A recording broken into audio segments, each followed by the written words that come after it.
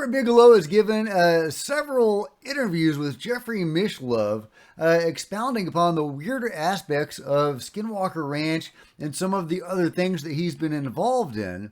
Well, he just sat down with Jeffrey Mishlove again, and he had a lot to say. A really great interview. Highly recommend checking out the whole thing.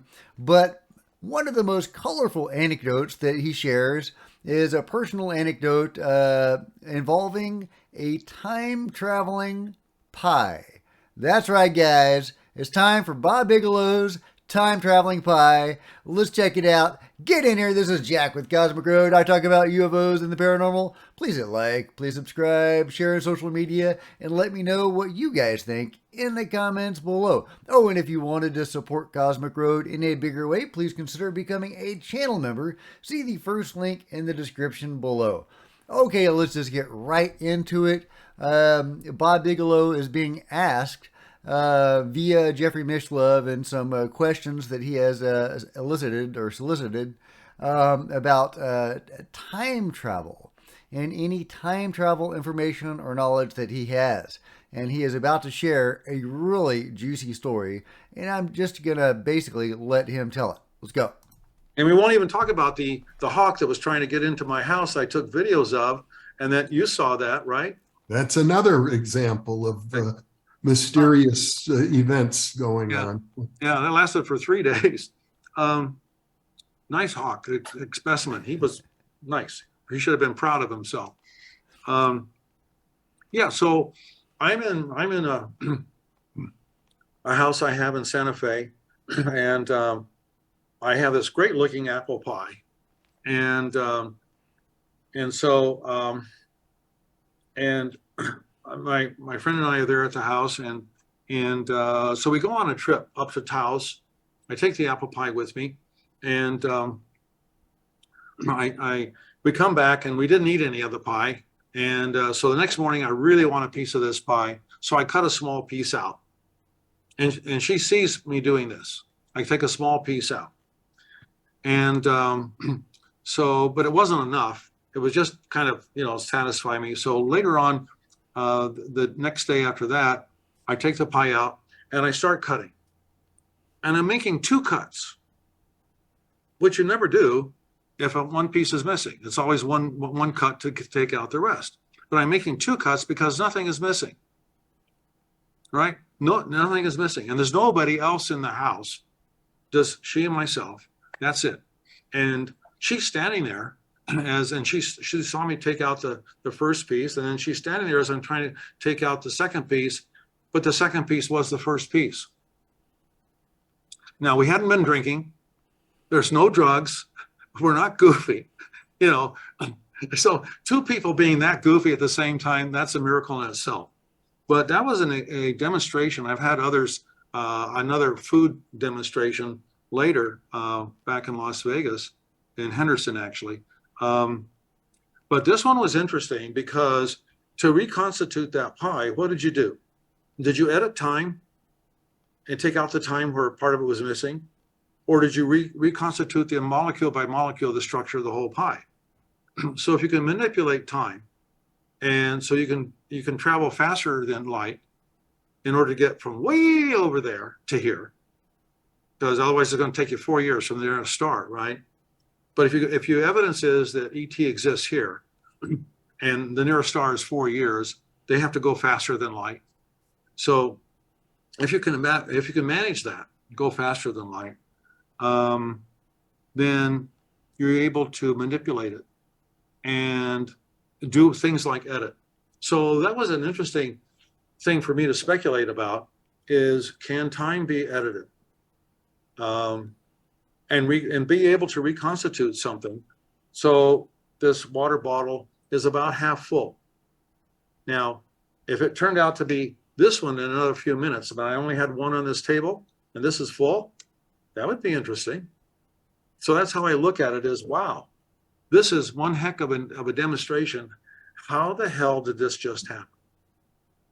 And I had another one I think I told you about too. So anyway, thank you, Jason, for the question. I love it. Bob Bigelow and his time traveling pie. What a juicy story. I bet it was a juicy pie, too. Well, of course, we know that the beings, at least some of them, do indeed have time manipulation abilities, and some of them seem to come from outside of space and time. Certain experiencers, like Deep Prasad, when they are taken, at least sometimes, they say they are taken to a deeper level of reality. Sometimes they report going outside of time. And some of them, like Dolly Saffron, actually report uh, actual blatant time manipulation by the beings and even traveling through time. In a quote from Gary Nolan that I showed last week, Gary Nolan takes it for granted that UFOs move through dimensions. Possibly, he didn't say this, but possibly coming from a place outside of what we think of as conventional reality. On a recent episode of Crypto Viewing, Dick Algier, one of my favorite remote viewers, the whole team is remote viewing Bob Lazar, and I'm going to do a whole video on that. But I think this is very relevant to the discussion of dimensions. He is remote viewing a UFO or a piece of a UFO, and he is getting some really juicy information as it's coming to him. He realizes that he is seeing a wormhole cutting through dimensions. Let's just watch him as he explains this, what he is seeing.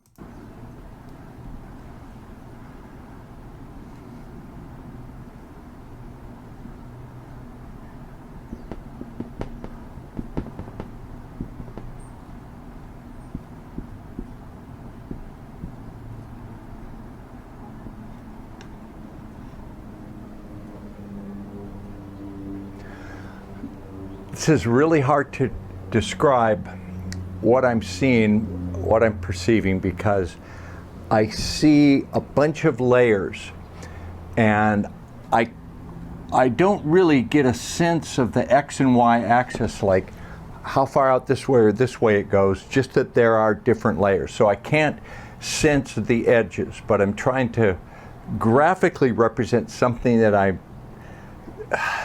this is like a two-dimensional depiction of something that I'm experiencing in the third dimension, but I think what I'm perceiving involves a whole bunch of different dimensions that are stacked like layers. Okay, you understand that? I see layers, and there is a tunnel through them. There's a hole. And this thing that we're interested in, that the propulsion system, the power plant was connected to, has the ability, if that's the thing, it can traverse these like it's in one layer, and then they can move to another layer by going blip. And the sound that it makes is not a sonic boom.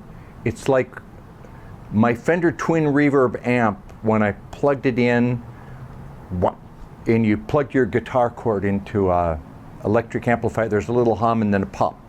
Nip. And that's the sound it makes when it goes to a different layer. And it does it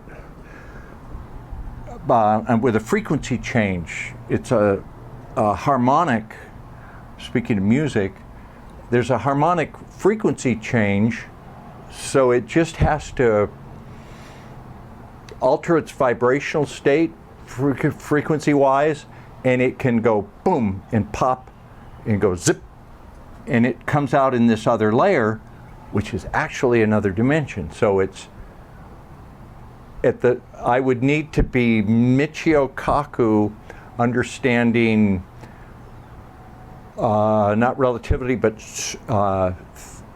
multi. So there you go. Dick Algier is saying that UFOs travel through dimensions. He is making psychic contact with an object doing exactly this. This is exactly what Gary Nolan has been describing. This is what many, many experiencers, abductees, contactees, and the like also describe. Out-of-body experiencers as well. these beings can go through dimensions, and sometimes they seem to possess the ability to go outside of space and time as we know it. They are coming from somewhere else. We don't know where they are. How many layers up dimension-wise do you have to go to get outside of time? Is it only, 4 dimensions? We exist in the 3D plus time. That's 4 dimensions. So do you just need to go to the 5th dimension or whatever to get outside of space and time, or, time? I don't know, guys. Let me know your thoughts in the comments below. But it's just super fascinating that the beings would, go after Bob Bigelow, try to give him a demonstration, as he calls it, by reversing his pi in time. That's, obviously a demonstration specifically for him, and he says he has a witness for that. But it's really fascinating that they can edit, as he says, one particular item. They're not reversing the whole flow of time. They're just reversing the flow of time for one item. So did the pie that he ate, that small slice of pie that he remembers eating, is that still in his belly after this happened? People that went to Skinwalker Ranch, a lot of them had hitchhiker events, and some of them were very alarming and very scary, as he touches upon in that interview. And, Jay Stratton, Axelrod, he was haunted by the Skinwalker itself. A werewolf, a wolf man, a dog man, whatever it was, appeared to him and his family, and even some other people in their orbit, terrorizing them. A very scary, malevolent werewolf-type figure glaring at them in their backyard with the red and glowing eyes. Just a nightmarish figure.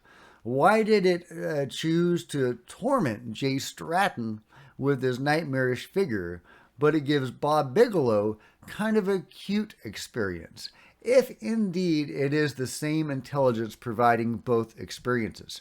I don't know, but either way, it is a super fascinating, colorful, and fun example, and it seems to show that the intelligence behind, the phenomenon at Skinwalker Ranch, if indeed that's who's responsible, and you would think that it would be, but, again, who knows, that it does have a sense of humor, and it can be colorful and lighthearted, in addition to also being terrifying. And of course, there's all the physical effects and the harm that has been done to people on Skinwalker Ranch as well. There's a whole range of ways this interacts with people, the scary stuff and the medical stuff, as well as the more lighthearted stuff, like this example with Bob Bigelow. And there's various other examples when the Shermans lived there. One of the Lady Sherman, the mother, she was getting some groceries out. She had just come back from the grocery store, and she had put all the groceries up, and she turns her back, and all the groceries are back in the bags. Is that another example of time manipulation, or is that more of a poltergeist activity? I don't know. Let me know what you think. Either way, a great story. Let me know what you think about it all in the comments below. And if you've enjoyed this video, give me a big thumbs up. I sure appreciate it. Smash the subscribe button and the bell to be notified of future videos. You don't want to miss a thing. Join me on social media. There's Facebook and Twitter links below. I would love to see you guys there. If you wanted to support Cosmic Road in a bigger way, please consider becoming a channel member. See the first link in the description below. Channel members are rock stars, and I really appreciate you guys' support. Thank you.